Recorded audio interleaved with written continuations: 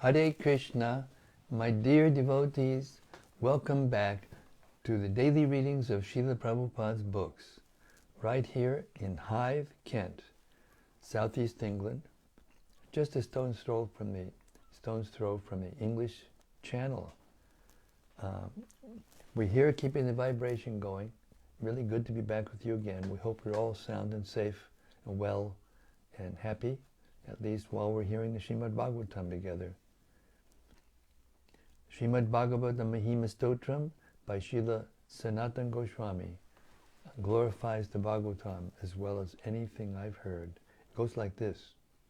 Sarva Shastrabdipi Yusha Sarva Vedaika Satpala Sarva Siddhanta Ratnaja Sarva Lokaika Drik Prada. O nectar from the ocean of all scriptures, singular fruit of all the Vedas, rich mine of the precious gems of all conclusive truths, you are the only giver of sight to all the worlds. Sarva Bhagavata Prana Śrīmad-Bhāgavata Prabho Kali Dvandoditaditya Sri Kṛṣṇa Parivartita. O life air of all the Supreme Lord's devotees, O Master Śrīmad-Bhāgavatam, you are the sun risen in the darkness of Kali. You are the exact image of Sri Kṛṣṇa. Paramananda Pataya Prema Varshak Shadayate Sarvada Sarvasevyaya Sri Krishnaya Namostume. I bow down to you who are supremely blissful to read. Your every syllable pours down a flood of prema. You can always be served by everyone. You are Sri Kṛṣṇa himself. Madeka Bando Matsangin Madguro Man Mahadana Mannistaraka Madbhagya Mad Ananda Namostute. My only friend, my constant companion, my spiritual master, my great wealth, my savior, my good fortune, my source of ecstasy, I bow down to you. Asadu Saduta Dayin Adini Chochita Kada Hanamun Chagadachin Mam Premna Rit Kantayokspura. O bestower of saintliness to the unsaintly, O exalter of the most fallen, please never leave me. Always appear in my heart and my voice with pure love. Om Namo Bhagavate Vasudevaya. Om Namo Bhagavate Vasudevaya. Om Namo Bhagavate Vasudevaya. Hare Krishna. So we've reached the third canto, second chapter of the Śrīmad-Bhāgavatam, entitled Remembrance of Lord Kṛṣṇa. Vidura, who has left the palace and gone on pilgrimage to all the holy places, came to Mathura, and there he met Uddhava. This is after Kṛṣṇa had left. And they're talking, and it's just about time for Uddhava to remember Lord Kṛṣṇa. Beginning with text 5, chapter 2.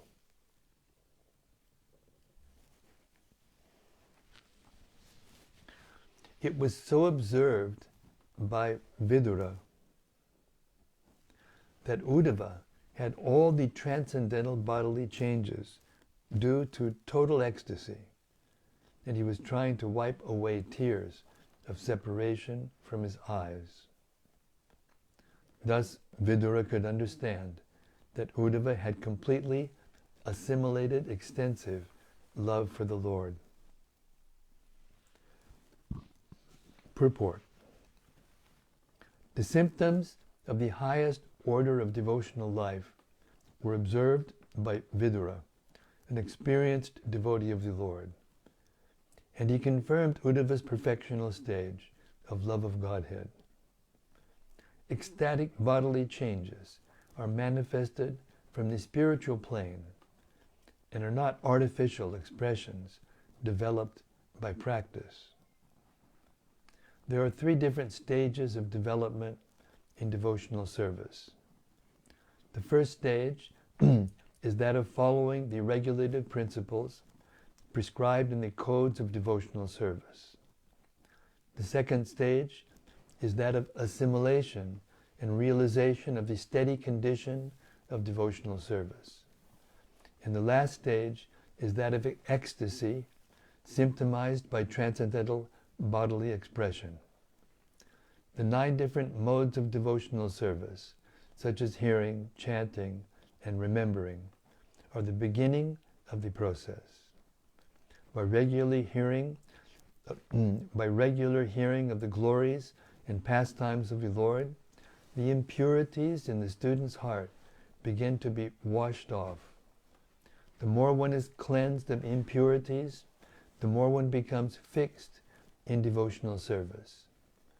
Gradually, the activities take the forms of steadiness, firm faith, taste, realization, and assimilation, one after another. These different stages of gradual development increase love of God to the highest stage. And in the highest stage, there are still more symptoms, such as affection, anger, and attachment, gradually rising in exceptional cases to the Mahabhava stage, which is generally not possible for the living entities. All these were manifested by Lord Sri Chaitanya Mahaprabhu, the personification of love of God. In the Bhakti Rasamrita Sindhu by Srila Rupa Goswami, the chief disciple of Lord Sri Chaitanya Mahaprabhu, these transcendental symptoms displayed by pure devotees like Uddhava are systematically described. We have written a summary study of the Bhakti Rasamrita Sindhu entitled The Nectar of Devotion, and one may consult this book for more detailed information on the science of devotional service. Text 6. The great devotee Uddhava soon came back from the abode of the Lord to the human plane, and wiping his eyes, he awakened his reminiscence of the past and spoke to Vidura in a pleasing mood. Purport. When Uddhava was fully absorbed in the transcendental ecstasy of love of God, he actually forgot all about the external world. The pure devotee lives constantly in the abode of the Supreme Lord, even in the present body, which apparently belongs to this world. The pure devotee is not exactly on the bodily plane, since he is absorbed in the transcendental thought of the Supreme. When Uddhava wanted to speak to Vidura, he came down from the abode of the Lord, Dwarka, to the material plane of human beings. Even though a pure devotee is present on this mortal planet, he is here in relation to the Lord for engagement in transcendental loving service, and not for any material cause. A living entity can live either on the material plane or on the transcendental abode of the Lord, in accordance with his existential condition. The conditional stages of the living entity are explained in the Chaitanya Charitamrita, in the instructions given to Srila Rupa Goswami to Lord Sri Chaitanya. The living entities all over the universes are enjoying the effects of the respective fruitive results of their own work, life after life. Out of all of them, some may be influenced by the association of pure devotees, and thus get the chance to execute devotional service by attainment of taste. This taste is the seed of devotional service, and one who is fortunate enough to have received such a seed is advised to sow it in the core of his heart. As one cultivates a seed by pouring water to fructify it, the seed of devotional service sown in the heart of the devotee may be cultured by pouring water in the form of hearing and chanting of the holy name and pastimes of the Lord. The creeper of devotional service, so nourished, gradually grows, and the devotee, acting as a gardener, goes on pouring the water of constant hearing and chanting. The creeper of devotional service gradually grows so high that it passes through the entire material universe and enters into the spiritual sky, growing still higher and higher until it reaches the planet Goloka Vrindavan. The devotee gardener is in touch with the abode of the Lord, even from the material plane, by dint of performing devotional service to the Lord, simply by hearing and chanting. As a creeper takes shelter of another, stronger tree, similarly, the creeper of devotional service, nourished by the devotee, takes shelter of the lotus feet of the Lord, and thus becomes fixed. When the creeper is fixed, then the fruit of the creeper comes into existence, and the gardener who nourished it is able to enjoy this fruit of love, and his life becomes successful. End quote. That Uddhava attained this stage is evident from his dealings. He could simultaneously reach the supreme planet and still appear in this world. Text 7.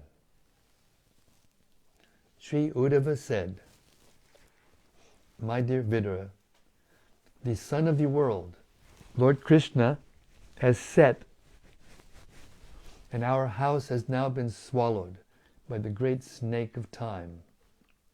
What can I say to you about our welfare?" Purport. The disappearance of the Krishna's son may be explained as follows. According to the commentary of Srila Vishwanath Chakravarti Thakur, Vidura was struck with great sorrow when he got the hint of the annihilation of the great Yadu dynasty, as well of his own family, the Kuru dynasty. Uddhava could understand the grief of Vidura, and therefore he first of all wanted to sympathize with him by saying that after the sunset, everyone is in darkness.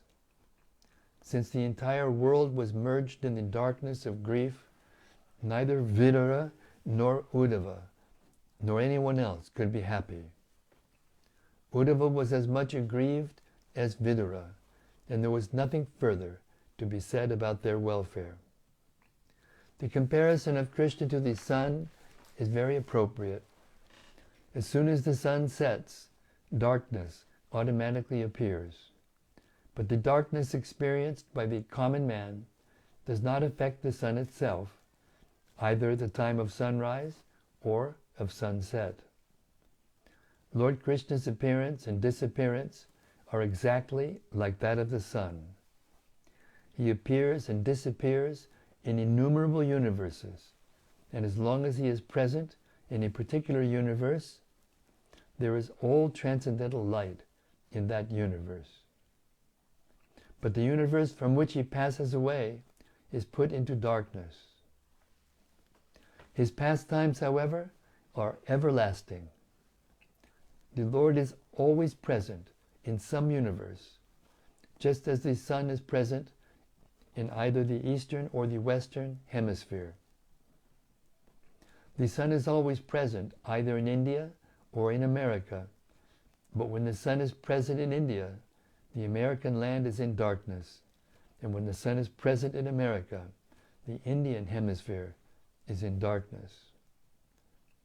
As the sun appears in the morning and gradually rises to the meridian, and then again sets in one hemisphere, while simultaneously rising in another, so Lord Kṛṣṇa's disappearance in one universe and the beginning of his different pastimes in another take place simultaneously.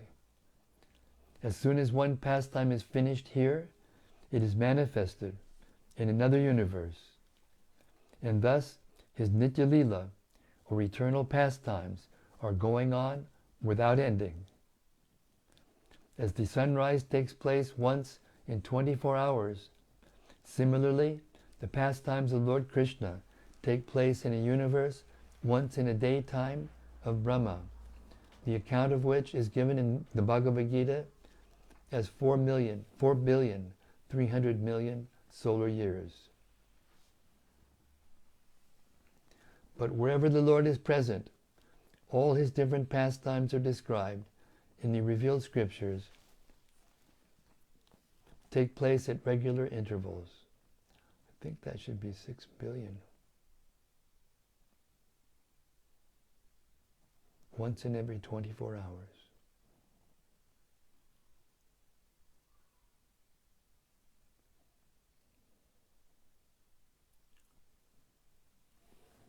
Yeah.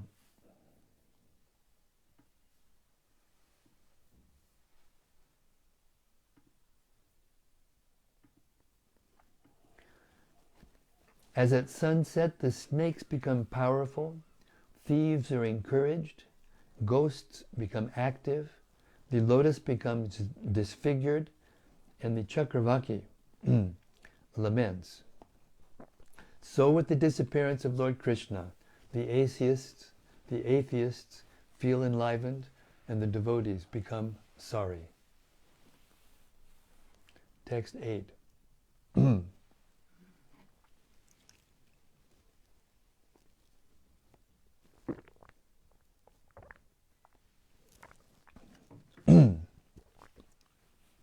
This universe with all its planets is most unfortunate, and even more unfortunate are the members of the Yadu dynasty, because they could not identify Lord Hari as the personality of Godhead any more than the fish could identify the moon.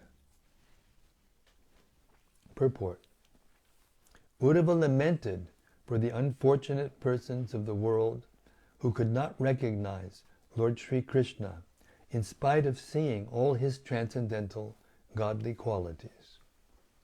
From the very beginning of his appearance within the prison bars of King Kamsa up to his Maushala Lila, although he exhibited his potencies as the personality of Godhead in the 6 opulences of wealth, strength, fame, beauty, knowledge, and renunciation, the foolish persons of the world could not understand that he was the Supreme Lord. Foolish persons might have thought him an extraordinary historic figure because they had no intimate touch with the Lord.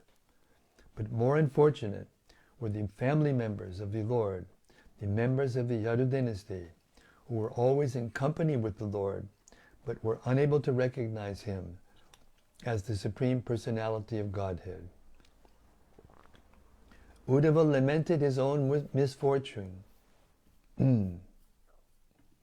Uddhava lamented his own misfortune also, because although he knew Kṛṣṇa to be the Supreme Personality of Godhead, he could not properly use the opportunity to render devotional service to the Lord. He regretted everyone's misfortune, including his own. The pure devotee of the Lord thinks himself most unfortunate. That is due to excessive love for the Lord, and is one of the transcendental perceptions of viraha, the suffering of separation. It is learned from the revealed scriptures that the moon was born from the milk ocean. There is a milk ocean in the upper planets, and there Lord Vishnu, who controls the heart of every living being as Paramatma, the Supersoul, resides as the Chirodakashayi Vishnu. Those who do not believe in the existence of the ocean of milk, because they have experience of only the saltwater ocean, should know that the world is also called Go, which means cow. The urine of a cow is salty, and according to Ayurvedic medicine, the cow's urine is very effective in treating patients suffering from liver trouble. Such patients may not have any experience of cow's milk because milk is never given to liver patients. But the liver patient may know that the cow has milk also, although he has never tasted it.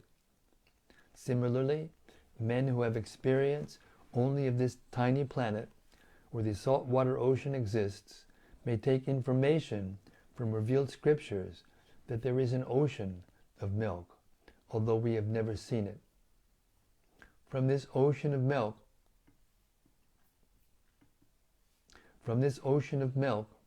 the moon was born, but the fish in the milk ocean could not recognize that the moon was not another fish and was different from them. The fish took the moon to be one of them, or maybe something illuminating, but nothing more. The unfortunate persons who do not recognize Lord Kṛṣṇa are like such fish. They take him to be one of them, although a little extraordinary in opulence, strength, etc. The Bhagavad Gita 9:11 confirms such foolish persons to be the most unfortunate. Avajananti mam mudha manushim tanamashritam. Text 9. The Yadus were all experienced devotees, learned and expert in psychic study. Over and above this, they were always with the Lord in all kinds of relaxations, and still they were able to know him only as the One Supreme, who dwells everywhere. Purport. In the Vedas it is said that the Supreme Lord, or the Paramatma, cannot be understood simply by the strength of one's erudition or power of mental speculation. Nayam Atma Prabhachalena Labhyo Namedaya Na Bahuna Shutena. Kata Upanishad 1:2-23. He can be known only by one who has the mercy of the Lord. The Yadavas were all exceptionally learned and experienced, but in spite of their knowing the Lord as the one who lives in everyone's heart, they could not understand that he is the original personality of Godhead. This lack of knowledge was not due to their insufficient erudition, it was due to their misfortune. In Vrindavan, however, the Lord was not even known as the Paramatma, because the residents of Vrindavan were pure, unconventional devotees of the Lord, and could think of him only as their object of love. They did not know that he is the personality of Godhead. The Yadus, or the residents of Dwarka, however, could know Lord Kṛṣṇa as Vasudeva, or the super soul living everywhere, but not as the Supreme Lord. As scholars of the Vedas, they verified the Vedic hymns, Eko Deva Sarvabhuta Dvisaha Dvibhasa Antaryami and Vrishninam Paradevata. The Yadus, therefore, accepted Lord Kṛṣṇa as the super soul incarnated in their family, and not more than that. Text 10.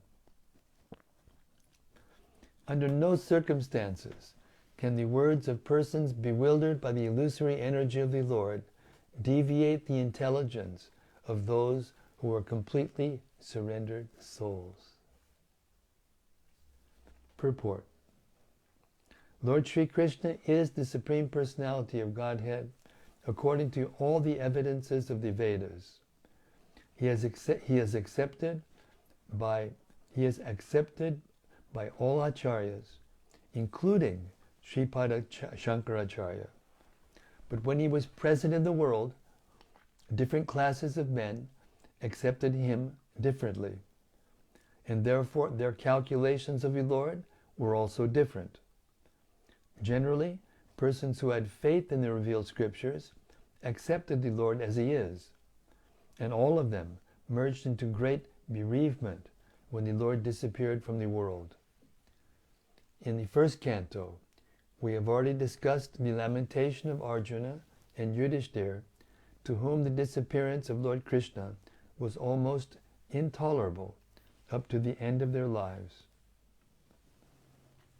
The Yadavas were only partially cognizant of the Lord, but they are also glorious because they had the opportunity to associate with the Lord, who acted as the head of their family, and they also rendered the Lord intimate service. The Yadavas and other devotees of the Lord are different from those who wrongly calculated him to be an ordinary human personality. Such persons are certainly bewildered by the illusory energy. They are hellish and are envious of the Supreme Lord. The illusory energy acts very powerfully on them because in spite of their elevated mundane education, such persons are faithless and are infected by the mentality of atheism. They are always very eager to establish that Lord Kṛṣṇa was an ordinary man who was killed by a hunter due to his many impious acts in plotting to kill the sons of Dhritarashtra and Jarasandha, the demoniac kings of the earth. Such persons have no faith in the statement of the Bhagavad Gita that the Lord is unaffected by the reactions of work. Namang karmani limpanti, Bhagavad Gita 4:14. According to the atheistic point of view, Lord Kṛṣṇa's family, the Yadu dynasty, was vanquished due to being cursed by the Brahmanas for the sins committed by Kṛṣṇa in killing the sons of Dhritarashtra, etc. All these blasphemies do not touch the heart of the devotees of the Lord, because they know perfectly well what is what. Their intelligence regarding the Lord is never disturbed, but those who are disturbed by the statements of the Asuras are also condemned. That is what Uddhava meant in this verse.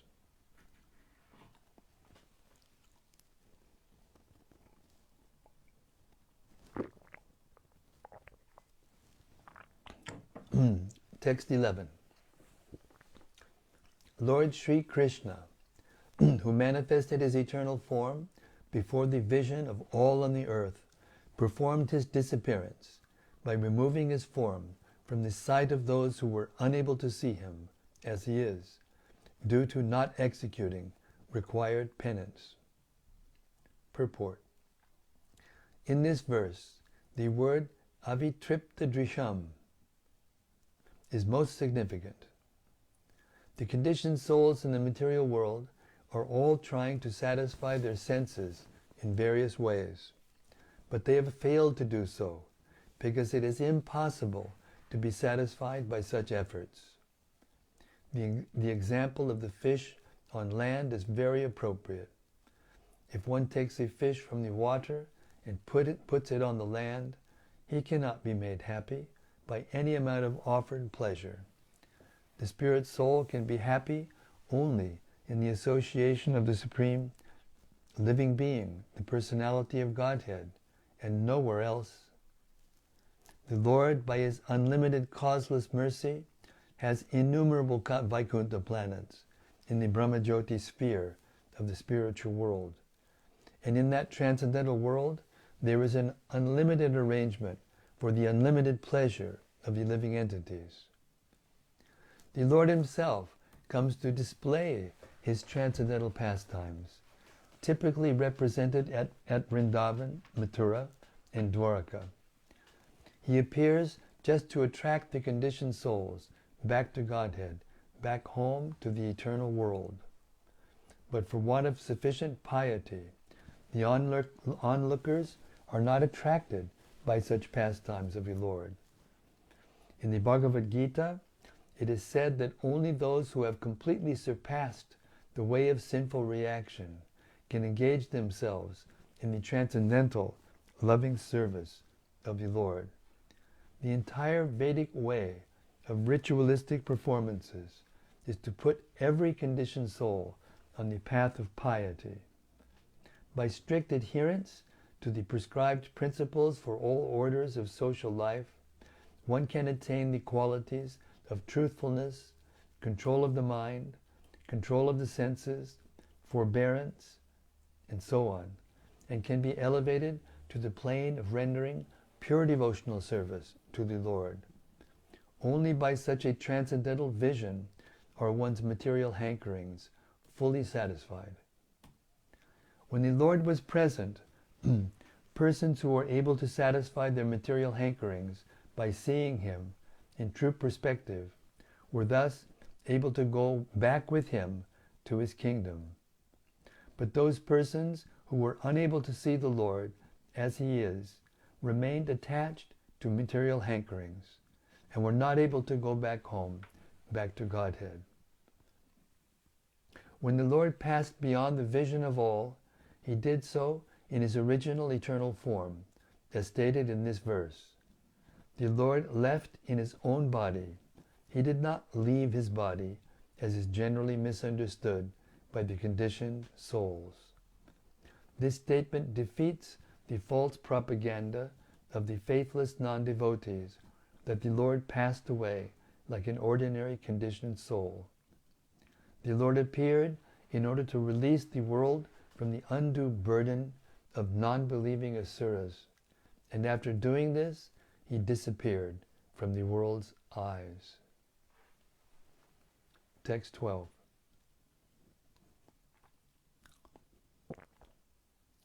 The Lord appeared in the mortal world by His internal potency, Yogamaya. He came in His eternal form, which is just suitable for His pastimes. These pastimes were wonderful for everyone, even for those proud of their own opulence, including the Lord Himself, in His form as the Lord of Vaikuntha. Thus His, Sri Krishna's transcendental body is the ornament of all ornaments. Purport. In conformity with the Vedic hymns, Nityo Nityanam Chaitanas Chaitananam, Kathopanishad 2.2.13. The personality of Godhead is more excellent than all other living beings within all the universes in the material world. He is the chief of all living entities.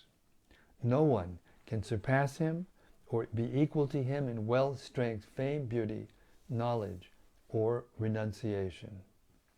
When Lord Krishna was within this universe, He seemed to be a human being because He appeared in a manner just suitable for His pastimes in the mortal world.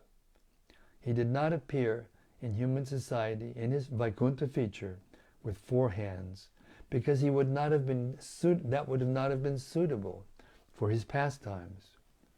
But in spite of His appearing as a human being, no one was or is equal to Him in any respect, in any of the 6 different opulences.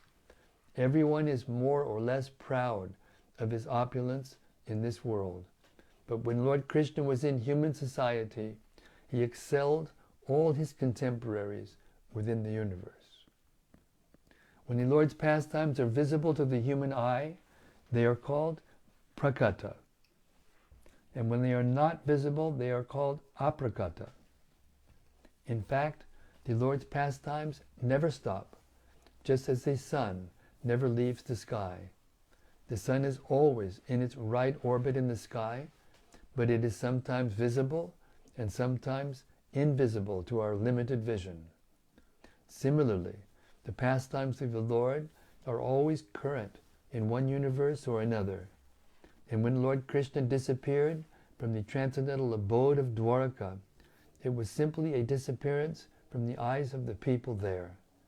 It should not be misunderstood that His transcendental body, which is just suitable for the pastimes in the mortal world, is in any way inferior to His different expansions in the Vaikuntha lokas. His body manifested in the material world is transcendental par excellence, in the sense that His pastimes in the mortal world excel His mercy displayed in the Vaikuntha lokas. In the Vaikuntha lokas, The Lord is merciful toward the liberated or nitya mukta, living entities. But in his pastimes in the mortal world, he is merciful even to the fallen souls who are nitya baddha, or conditioned forever. The 6 excellent opulences which he displayed in the mortal world by the agency of his internal potency, Yogamaya, are rare even in the Vaikuntha Lokas. All his pastimes were manifested not by the material energy, but by his spiritual energy. The excellence of his Rasa Lila at Vrindavan and his householder life with 16,000 wives is wonderful even for Narayana in Vaikuntha, and is certainly so for other living entities within this mortal world. His pastimes are wonderful even for other incarnations of the Lord, such as Sri Rama, Nishinga, and Varaha. His opulence was so super excellent that his pastimes were adored even by the Lord of Vaikuntha, who was not different from Lord Kṛṣṇa himself. Hare Krishna. That brings us to 8 o'clock, believe it or not. Hare Krishna. So we'll end our reading tonight, and we'll start tomorrow with text 13. Hare Krishna.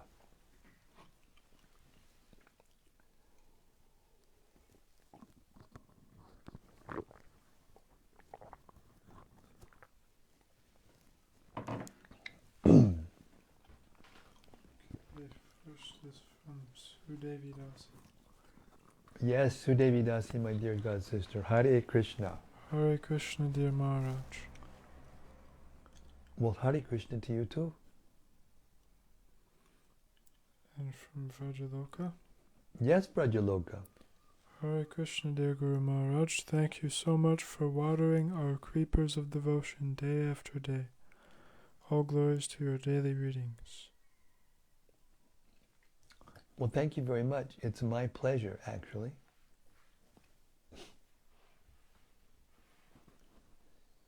And from Rati Manjari.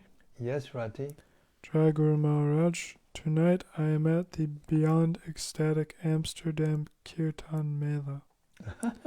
I offer you my respectful obeisances and wish you a wonderful daily reading. Well, thank you very much, and I wish you a wonderful, ecstatic Harinam Kirtan Mela. Hare Krishna. And from Christopher. Yes, Bhakta Christopher. Hare Krishna Guru Maharaj and assembled devotees, please accept my humble obeisances. I really appreciate this point about being a gardener attending to the bhakti creeper. The creeper vine of spiritual devotion is an amazing idea. As a gardener, this point is close to my heart. Everything I sow in my garden is grown for the pleasure of Kṛṣṇa. When I garden with this intent, all things work out perfectly. Yes. All glories to Srila Prabhupada, all glories to your wonderful reading. Jai, and all glories to your devotional service in watering your garden of devotion by hearing regularly every day, and also putting water on your garden and getting the fruits and offering them to Kṛṣṇa. Hare Krishna. And from Bhakti Rupa. Yes, Bhakti Rupa. Thanks a lot for reading, Maharaj. I was interested to hear about the process of satisfying one's material hankerings. From what I understood, by following our prescribed duties strictly, we eventually come to the stage of rendering pure devotional service, and with such vision, one's material hankerings are satisfied. Is it the case that we must ignore our different hankerings at the early stages of bhakti and engage in trying to serve and please Kṛṣṇa, and the hankerings will be satisfied? Yes, but the Varnashram system prescribed by the Vedas is for persons who can't do that yet. See, the purpose of the Varnashram system is only to make the world pious. Yesham twantagatam papam jananam punya karmanam te dvandva moha nirmukta bhajante mam dridavardha. It's not possible to perform devotional service dridavardha with great determination and intensity, and as long as one is still sinning. So the rules and regulations of the Varnam system are not pure devotional service, but they purify the body and the mind and the heart, and make it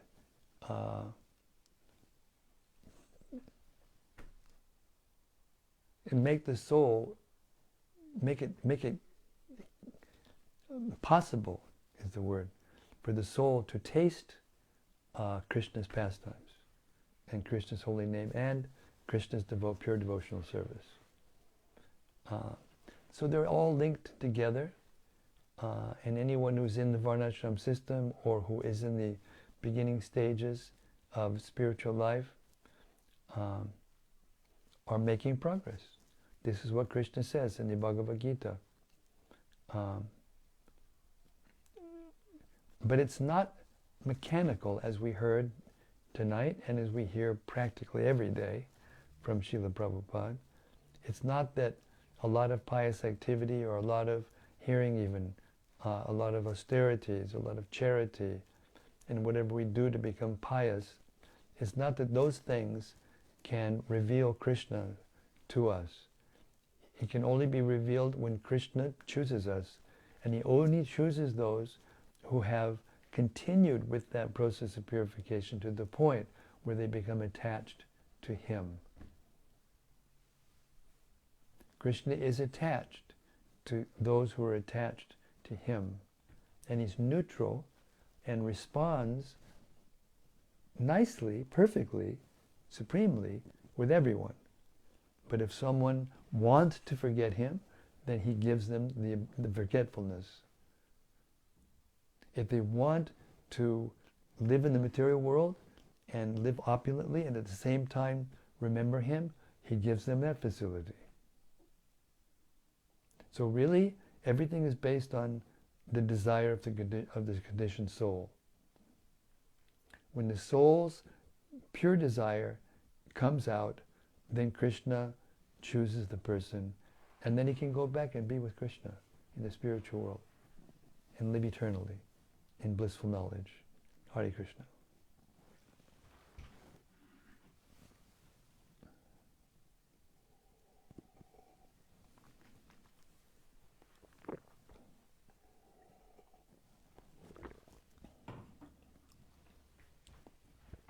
Krishna will fulfill those desires if we have material desires, but he won't do so if fulfilling those material desires will cause the living entity to keep coming back for more and more material desires, with more and more material desires. And therefore, sometimes if he really favors the devotee, he will take everything away from the devotee materially, so that there's no other refuge but him. Hare Krishna.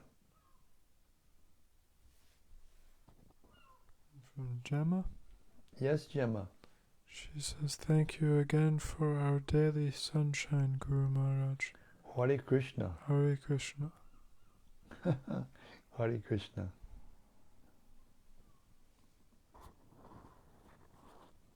I'm just reflecting the effulgence of this Bhagavatam, that's all. Hare Krishna.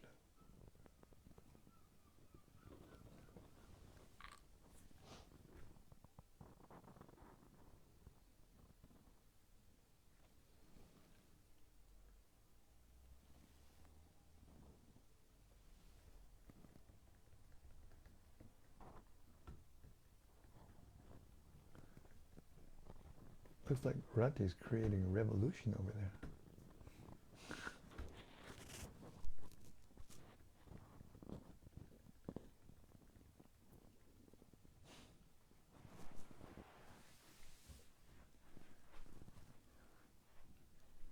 Hare Krishna.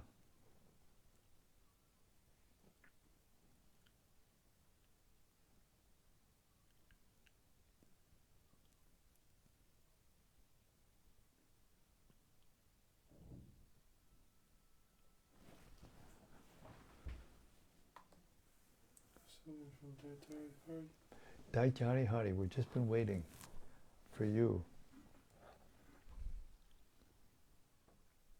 Bhakti Rupa says, thank you, Maharaj. Bhakti Rupa, the pleasure is all mine. Okay, this is Daitya Hari Hari. Hare Krishna Maharaj, thank you for tonight's reading. In the purport to text 5 and 6, we heard a lot of detail about the science of devotional service, as explained by Lord Chaitanya to Rupa and Sanatana Goswami. It's interesting how so many of Prabhupada's purports explain the verses through the medium of the teachings of Lord Chaitanya. I heard from the Śrīmad-Bhāgavatam translation by Bhakti Siddhanta that Lord Chaitanya gives us specific knowledge of the process of devotional service that even Vyasadeva and Shukadeva Goswami didn't reveal explicitly. It's nice to see that that's how Prabhupada is presenting these purports.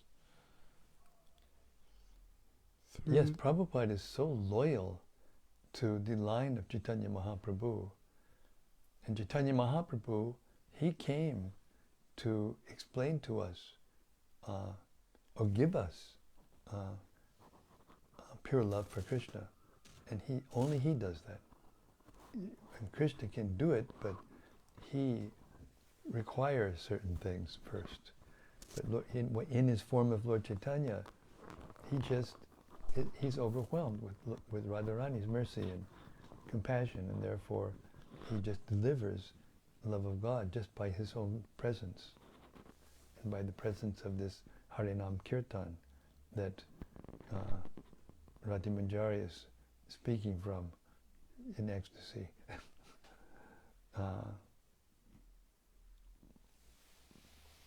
Yes, Lord Chaitanya's mercy is extraordinary. Namo Mahavaranyaya Krishna Prema Pradayate Krishnaya Krishna Chaitanya Namne Gora Tvijay Namaha.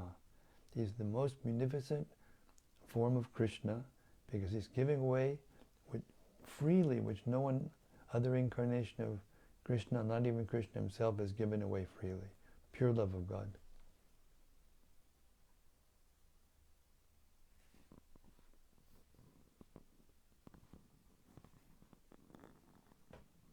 Hare Krishna. From Vrajaloka. Yes, Vrajaloka.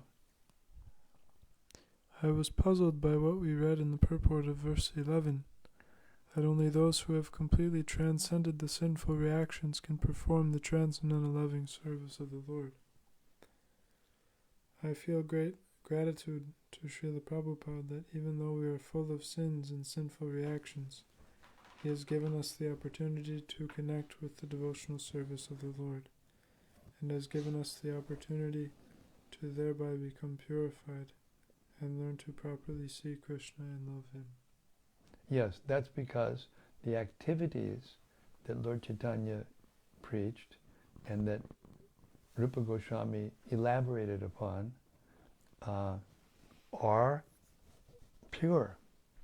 Even if we're not pure, these activities are pure. So sadhana bhakti means to perform the activities of pure devotional service with our present senses, even though they're not pure. So bhakti is bhakti. Sadhana bhakti is bhakti, just as Brahma bhakti is bhakti, just as prema bhakti is bhakti. But we are revealed, more of it is revealed to us as we purify our senses by acting in sadhana bhakti. And in that sadhana bhakti, we must follow strictly the rules and regulations given to us by our previous acharyas, especially in our movement, where Srila Prabhupada is the founder acharya, these 4 regulated principles and minimum of 16 rounds, with the sincere attempt to avoid the offenses that are described in Prabhupada's purports will take us there. As soon as Kṛṣṇa sees that we're trustworthy, as soon as he sees that we're fixed, that we're not going to just, we want to be with him for some time and then leave him, he will deliver him, he will reveal himself to us. Then we can perform actual pure devotional service. Meaning, not just the activities with our body of devotional service, but pure devotional service in the presence of Kṛṣṇa,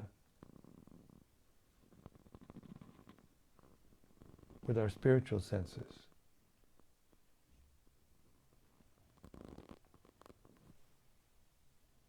And we heard, just during this reading, how Uddhava was so advanced that he actually entered into Dwarka in the spiritual world while he was talking to Vidura, when Vidura was asking the questions of how his family members were.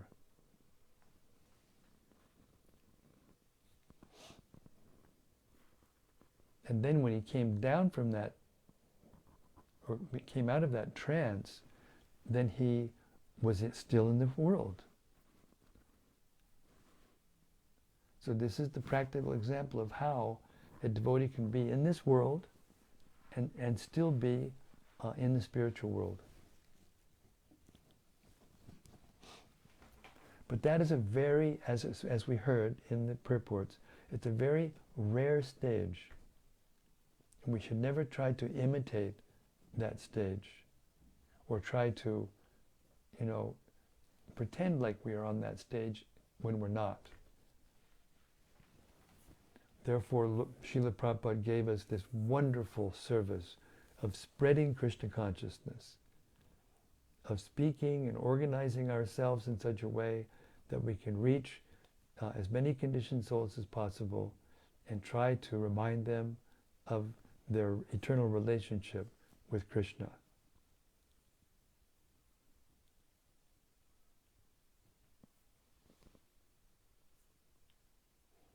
And that requires realizing or learning who Krishna is, who we are, and who Krishna is, the Supreme Personality of Godhead. And we have to go through that stage of serving Krishna with love, awe, and reverence, and all due respect, before we become capable of awakening our individual personal relationship with Krishna and serving him face to face. It's the rarest jewel, it's the rarest gift, it's the, as Prabhupada said, the matchless gift. But it is achievable when Krishna chooses us. And he will choose us when we actually become purified and fully surrendered without any other thought than how to please him and spread this movement. Hare Krishna. But even in the beginning stages, even before we come to that stage, we taste something so sublime and so sweet just when we're chanting, especially when we're chanting in public or we're preaching to devotees, or especially to conditioned souls who have not come to devotional service, that pleases Krishna so much that we get his attention, and eventually he chooses us and takes us back to him. Hare Krishna. Rajaloka says, thank you so much for your wonderful explanation. Hare Krishna. I'm just repeating what we just heard. And Gemma commented, Om Namo Bhagavate Vasudevaya. Thank you, Hare Krishna. Om Namo Bhagavate Vasudevaya. You remember when Dhruva, at 5 years old, became very upset with his stepmother, who insulted him, and went to his own mother, his real mother. She said, what can I do? your father is more attached to her than to me. What can I do?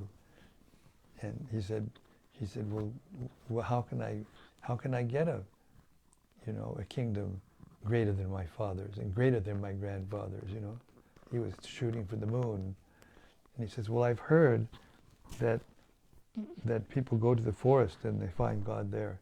So Dhruva immediately, 5 years old, pure Kshatriya spirit, he was going to get a kingdom greater than his father's. And he went with that motive. And he chanted Om Namo Bhagavate Vasudevaya, given to him by Narada Muni. And then he saw Kṛṣṇa face to face. And he said, I was looking for some bits of broken glass, these material desires I had. But I gained the real jewel, the real gem, the most valuable gem, your darshan.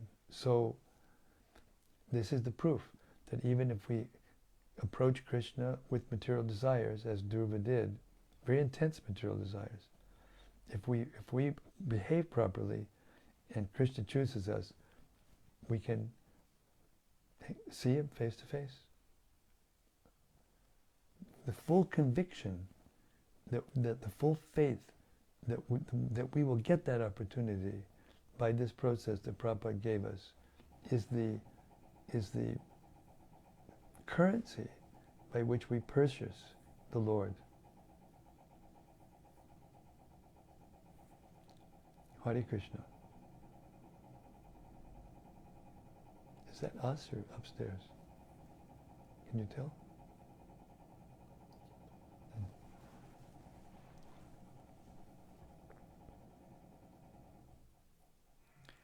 Okay, what can I say?